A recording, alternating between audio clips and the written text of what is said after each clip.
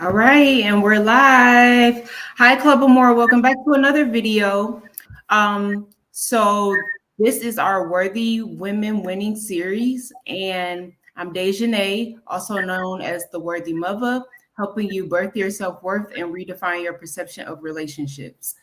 Um, Although I am a mother, I am an author. My journey did not always start here. It was actually rooted in heartbreak and turmoil. After I found out about my ex husband's infidelity, I basically went through a healing journey. And through that healing journey came this series. And I just wanted to showcase women who are thriving after divorce so that women who are still in the middle of separation and divorce can see that there is joy and freedom on the other side of their pain. And so, if you are a woman that is separated or divorced, please head over to bit.ly/slash the worthy mother and you can join the free worthy whole worthy woman Facebook group. So also a disclaimer, I do have a 3-year-old. This is a channel that I share her on. So if you hear her, see her, then we'll just continue to keep the ball rolling. Without further ado, we have here our guest, Shardae. Yay! You can go ahead and tell us a little bit about yourself and just introduce yourself. Awesome. Thank you, Dejanay, for having me tonight. I'm very grateful for this opportunity. So, like she said, my name is Shardae. My full name is Shardae Nicholson, and I am a divorcee of 6 years now. I'm a mom of 3 and a full-time entrepreneur. I am an owner of a business called iteach, which is where I tutor school-based students and homeschool students. So that's a little bit about me. Nice, nice. That's awesome. Okay, so we'll hop straight into the interview. All right, so first question is, what environment did you grow up in as a child? Was it like a healthy environment, single parent, both parents? Tell us a little bit about that. So I was raised in a two-family home. Um, I am an adoptee, so I was adopted at the age of 6 months. Hmm. So when I realized, when you start to have memories, my memories is of a two-family home. My mom, my dad, and my brother. Um, my home growing up was full of kids. My parents adopted me and my blood brother, but they also were foster parents. So there was always a lot of kids in the home. And so that environment kind of like made me not want kids. Mhm. I wanted to be like the auntie that, I'll take them for a few hours, I'm gonna give them back. That kind of was,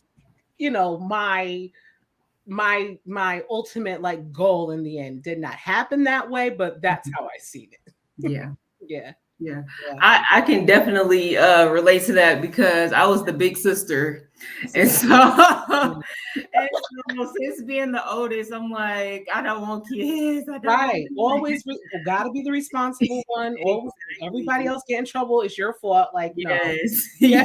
yes, yep. Yes. So that's cool. So how do you think uh, your growing up, how did you think that played a part in your relationships as you got into relationships? So I know that seeing a two family, being in a two parent home, I that's what I desired, right? Um, was what I saw healthy? It was pretty balanced. We were a Christian home. We went to church and everything like that. I didn't really see I would say love between my parents I didn't really see that. I didn't really see them embrace. It was pretty much like, okay, my dad worked, my mom took care of the home, and that's just how they did it. It was just like everybody knew their job and they knew their role. And so as I went into relationships, that kind of began my thought process like, okay, you're going to work and I'm going to take care of home. Like there was nothing else in between. There was no other, I didn't see anything else that would take care of the emotional part of you, the things that you needed. It was always about the kids.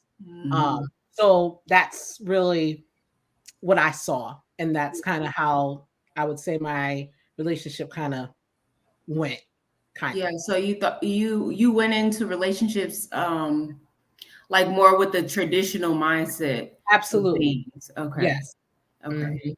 Yes. So what mindset were you in like before getting married? Like as far as like would you consider yourself like whole, or like did you have any trauma in the past that made you like when you look back now you're like, yeah, I wasn't in the right state of Right. mind. My mindset back then, they say hindsight is 2020. My mindset back then, I was not whole, healed, nothing. I was vulnerable. I had just had my first son. He coming into my relationship, he was 2 years old, and I was hurt by that. There was just a lot of traumatic things. Wow, a lot of trauma things that happened in that, and so I kind of went on my own and was trying to find love, but really was just finding lust partners.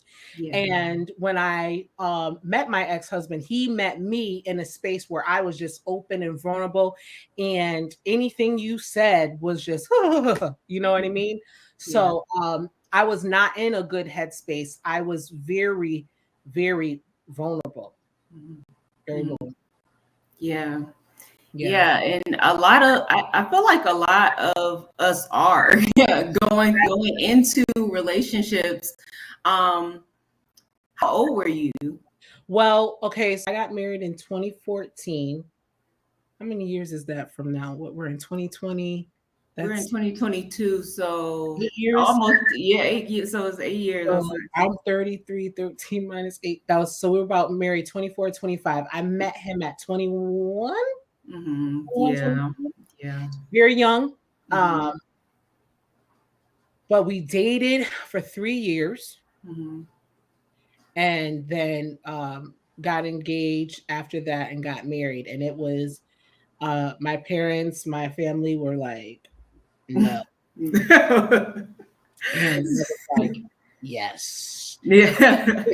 And the other thing about it is, when you asked about my mindset, also I should have made this point, is that I was trying to run away from my home where I was at with my mom and my dad, because me and my mom at the time were not seeing eye to eye. They say two queens can't live in one castle, and that's how we were. We were just bumping heads all the time.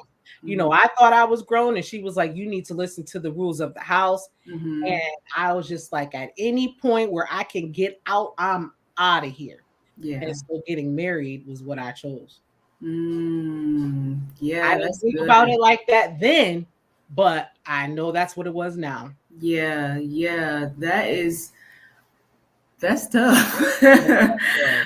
Because just trying to get out of the environment and not even really knowing or thinking that through is just not having experience. That's what I feel like it just comes down to. It's like not having any experience with those things. Like anybody like explaining to you relationships or marriage even, or anything like that. So yeah, I can see that. Yeah, I would. And it's funny because you say that, like, and we'll probably get more into it, but when we kind of sat down, I had to sit with my pastor at the time, my parents and everything like that. We kind of had a meeting, and the questions were, well, why don't you guys think that they should get married? My mother could never answer the question. She just was like, I just don't think so.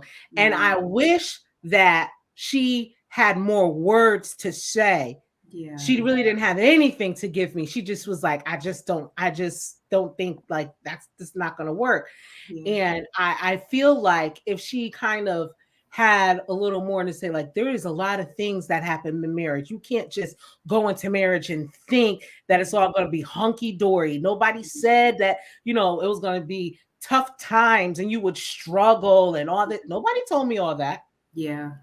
So I wish she kind of would have said something, but she was just so gone home, like, no, so it was just like, I rebelled. I was like, well, I'm doing it. Right. I understand that. Yep. So I guess we can go into the relationship and how when you got married, what actually happened for you to end in divorce. Okay. So like I mentioned before, we got married. It was not the path to the altar was not the greatest at all. It was actually, I would say, probably the worst of the worst. It was a lot of drama. Everything was just questioned, and my ex-husband at the time never asked my father for my hand in marriage. So that was a whole thing. And then when they finally just accepted the fact that we were going to go ahead and get married, they were like, okay, we'll take care of the expensive, but with that expenses came control. So then it was like, well, whoever you haven't, well, this is who you can have in your wedding, and this is how much you're willing to spend. And I'm not, and if the colors aren't right, then you're just going to have to go with the color. It was just a lot. Yeah. And just leading, just all of the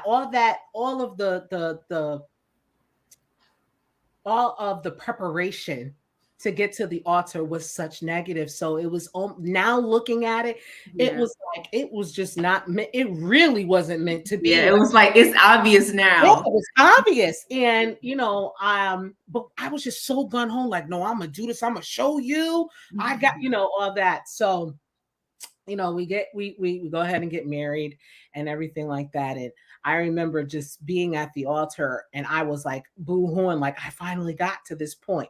But I have to be honest, there was something in the pit of my stomach that was like, don't do it, sis. But I did it anyway. Because who wants to say no, I don't, while you up there in that nice, pretty white dress, all your family here? Who want to say no, I don't, right?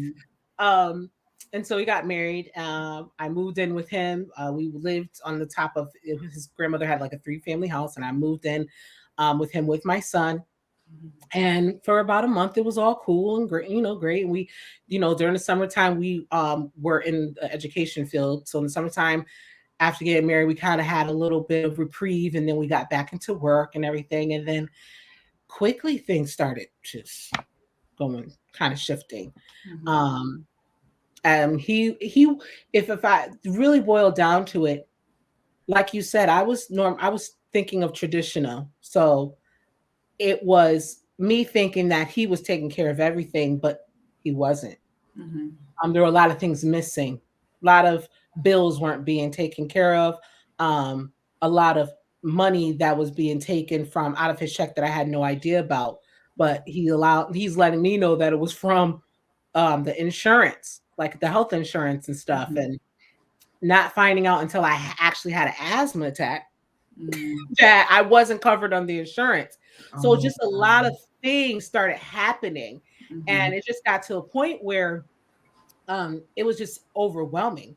And one night we kind of got into a little tussle, I would say. And that night, I remember trying to wake my son up because I was determined to just leave. I was getting this.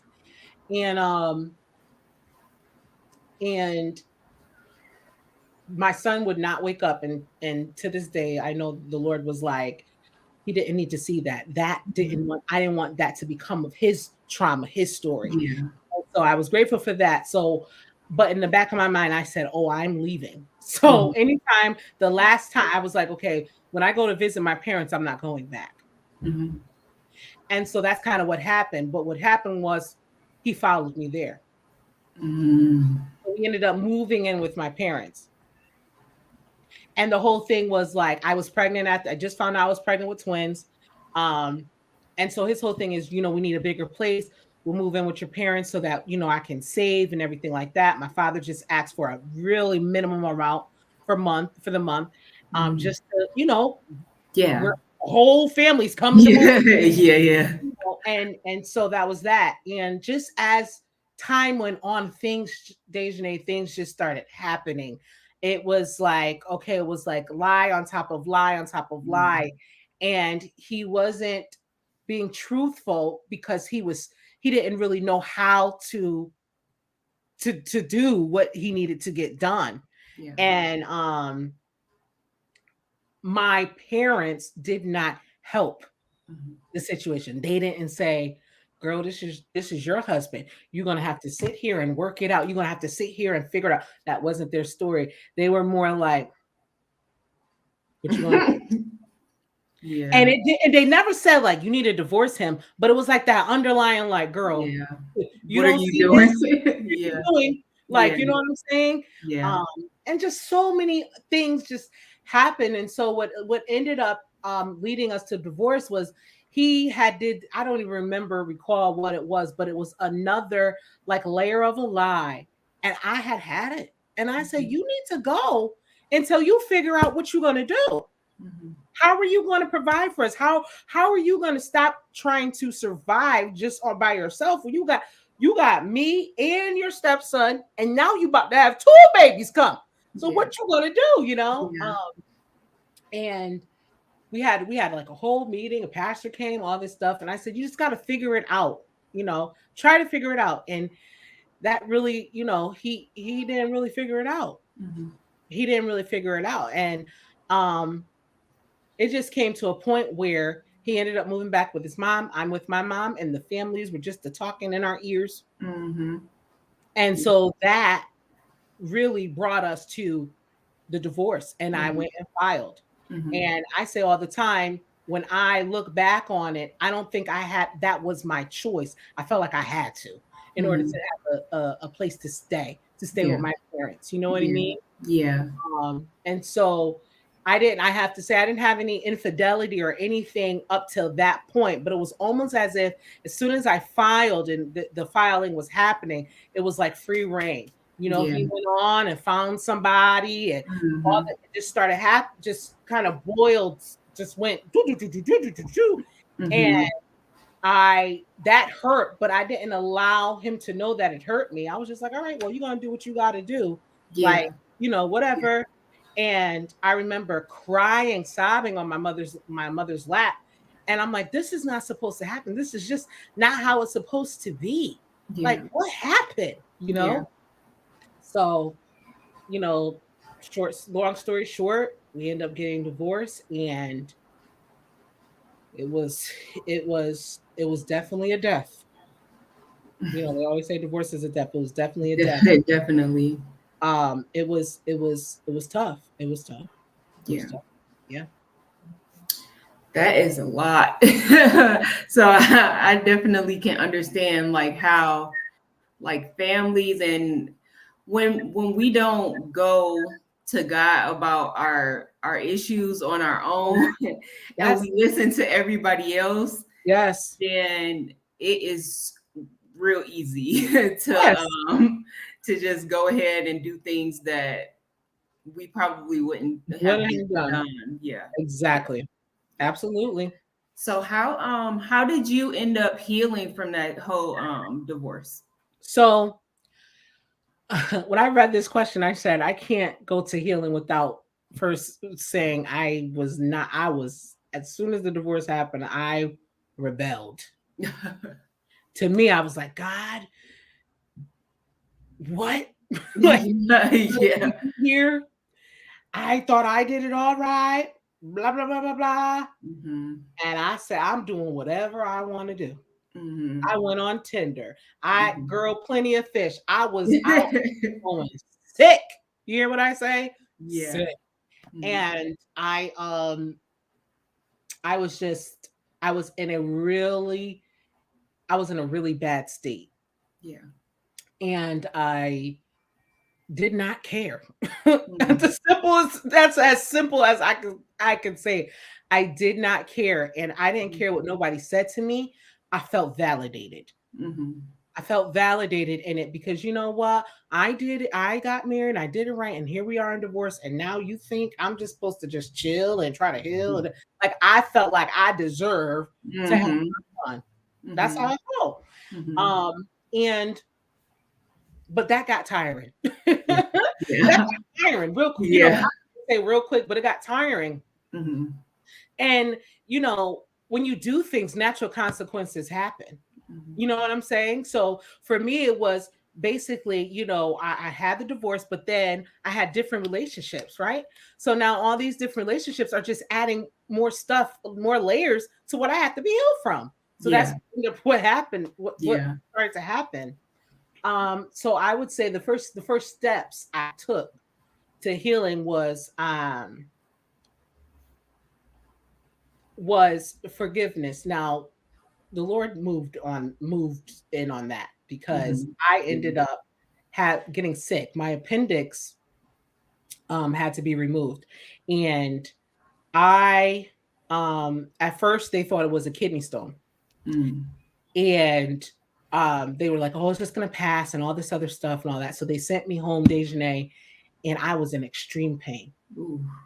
And they gave me that my father kept checking on me because he knew something was wrong. When he checked on me, he checked my temperature. My temperature was like 104.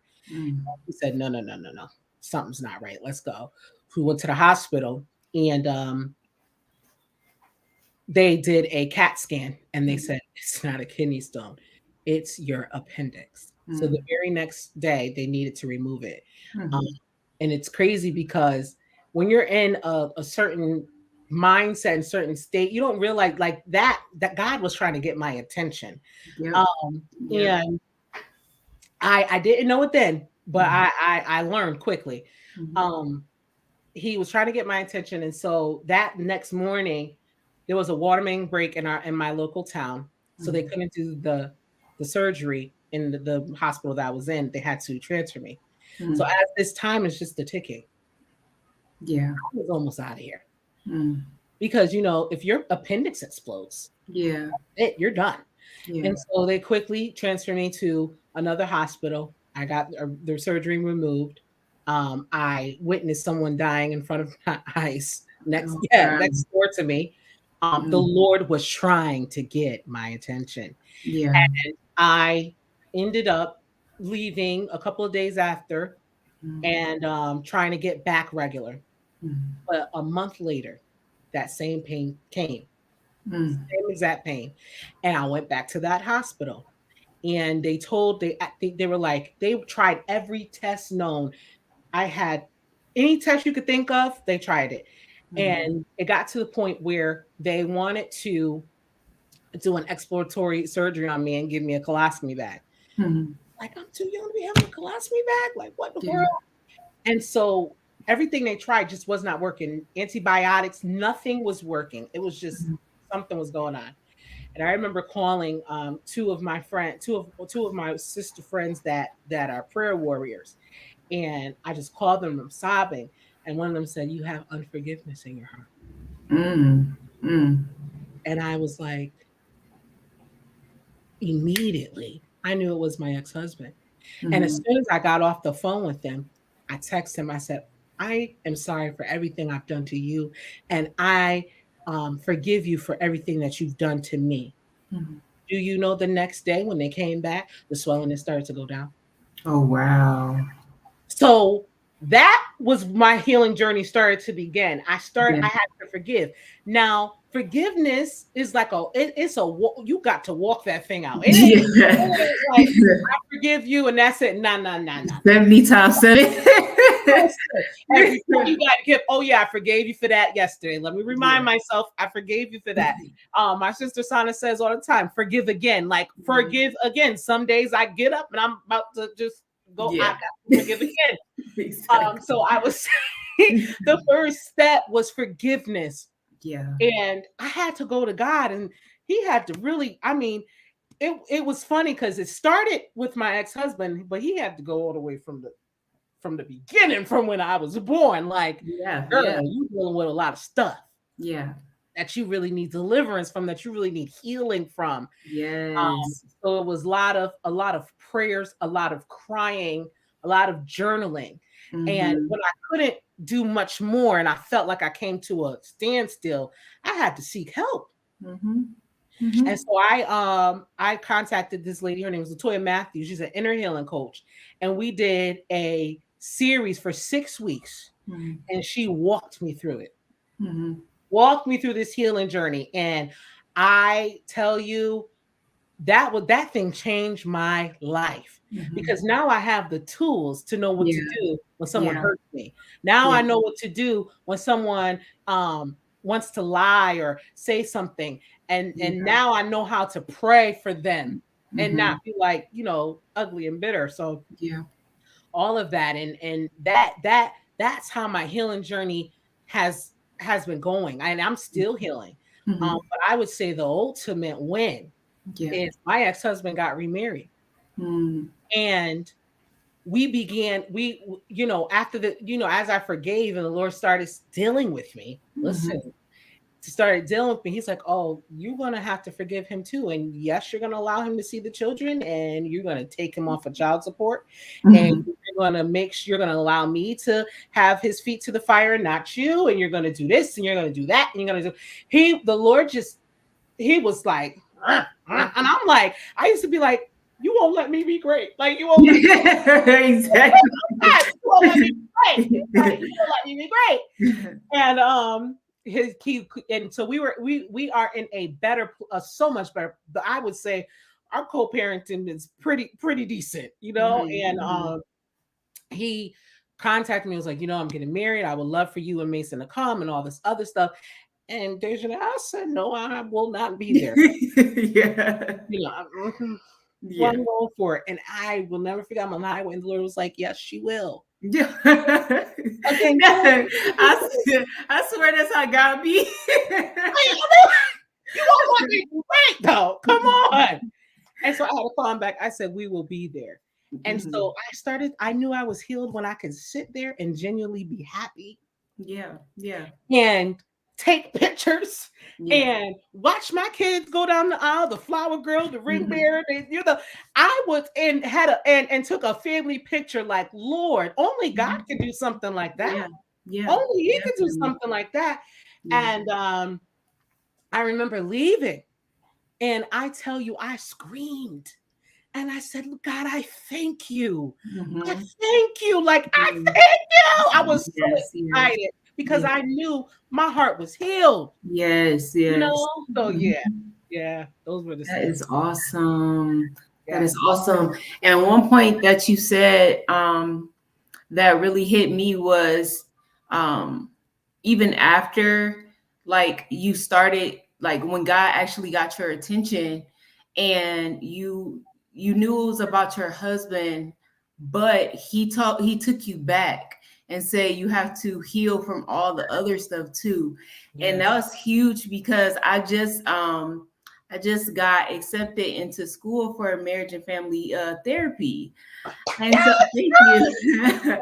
And so that is one of the things that God literally revealed to me, like, right before this call, actually, like right before this interview, was that I was trying to go into coaching, and that's what I had been doing. Like, I have been coaching women for free right now to just get my feet wet, basically. And then but coaching is more so like, either A, it's going to be a Band-Aid for people that haven't healed their prior stuff, or B, it's actually for people that have healed but just want to, like, move on and reclaim their life and just step into their self-worth journey and all of that stuff. So it's giving them tools for all of that. So he just gave me that revelation that he put me in the therapy space for women to go back to that past trauma and past stuff that we don't deal with, because we're just trying to move on from the situation. So, and we're just trying to heal that situation, but it's so much stuff that even led to you being in that situation. So that's good. That just hit me. girl. Yeah. Yes. Yes. So,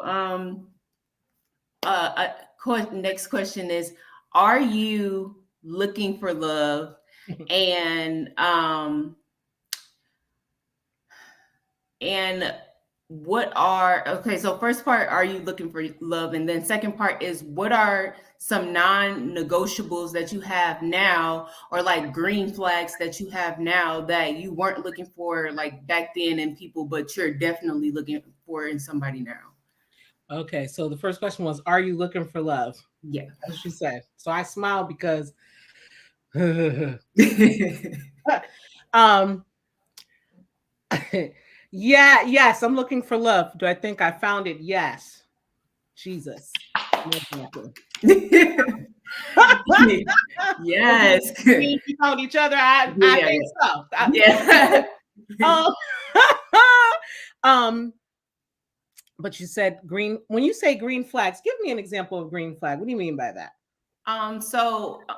So it's when I say green flag and non-negotiable, it's more so like something that this person has to have and you're not budging on it. Like with my first one would be that he has to have a relationship with God, his own personal relationship with God.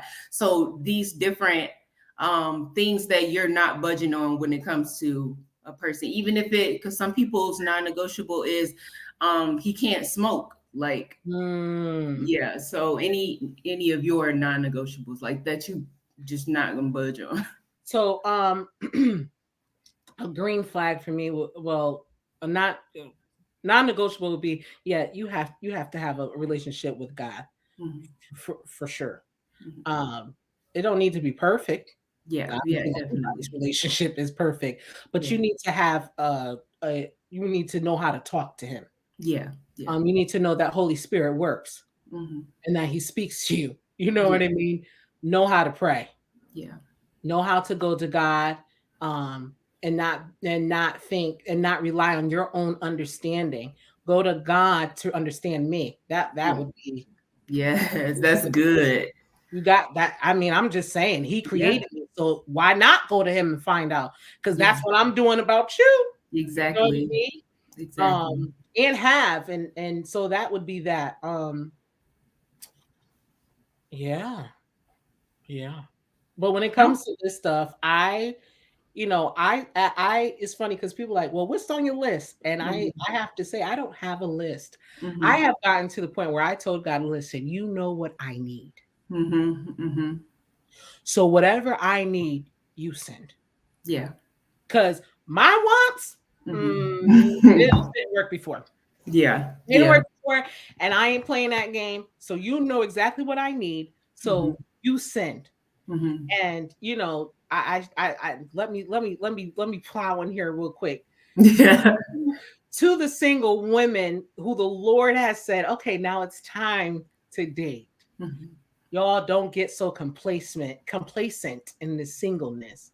Be Hmm. content, but do not get complacent because Yeah. that's where I was. Let Hmm. me tell you, I was like, I'm all set. Yeah. Jesus, la, la, la, la. And I have some good friends that were like, yeah, no, Yeah. yeah, no. Yeah. You need you no girl. Men Yeah. ought to live more than Yeah. stop playing Yeah. yourself. Um, and allowing God to Yeah. restore that thing. And Yeah. I had a revelation about Boaz. Oh God, this must be allowing me to say this tonight. Um, I was reading it in, I want to say, I don't even know what version, but it was not King James, it was a different version. Mhm. And it was saying that Boaz was a covenant redeemer. Mhm. And so we know that Ruth was married, Mhm. and her husband died Mhm. within 10 years of their marriage. And so she went back, home with Naomi and all this stuff. And when she was introduced to Boaz, he was kin to her former husband. And the Lord said, a lot of us are like, I'm waiting on my Boaz, I'm waiting on my Boaz, and all this other stuff and all this other stuff. And he says, but some of y'all shouldn't be waiting on Boaz because that means your husband would have to die. Yeah. Boaz. Mhm. or you have to be in a divorce for the Boaz to come. So some people are saying this out loud, Yeah. and you haven't even been married, so your first marriage has to fail in order for you to get a Boaz. And I said, "Ooh, that's good." Right, that is good. I never thought about it like that. Never.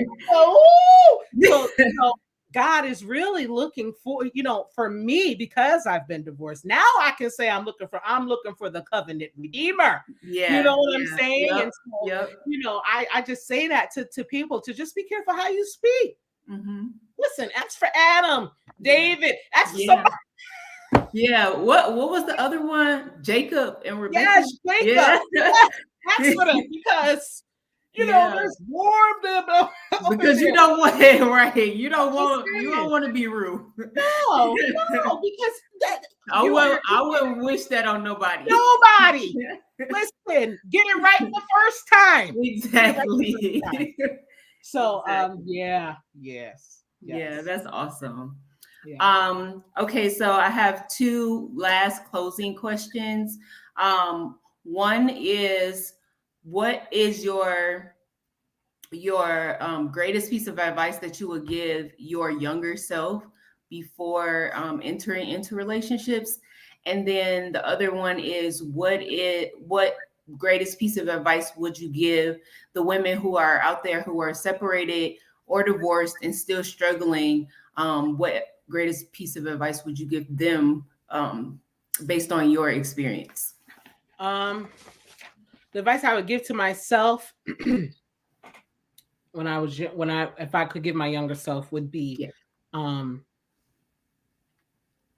you need to talk to God and not do this thing on your own. Yeah. That would be my advice. Yeah. Don't DIY this. Mm-hmm. Include him in everything that you do. Yeah. That would definitely be my advice. And to the women who are separated, going through divorce, that I would my advice would be to them is make sure that God this is what he wants. Make sure that you have tried everything. Mm-hmm. Make sure that you when you separate and you divorce, you heal. You take time to heal. You don't just run into another relationship, because another man shouldn't have to pay another man's bar tab. Yeah. Take time to heal. Take time to know who you are. And if there's children involved, make sure that you do your best. And I'm not saying to the opposite, partner, their best. I'm talking about your best, to be the best co-parent and not be bitter. Be the best at that, and always think of the children first. That would be my greatest advice. Yeah, that is awesome. Well, Yes. thank you so much. This was so good. I appreciate you.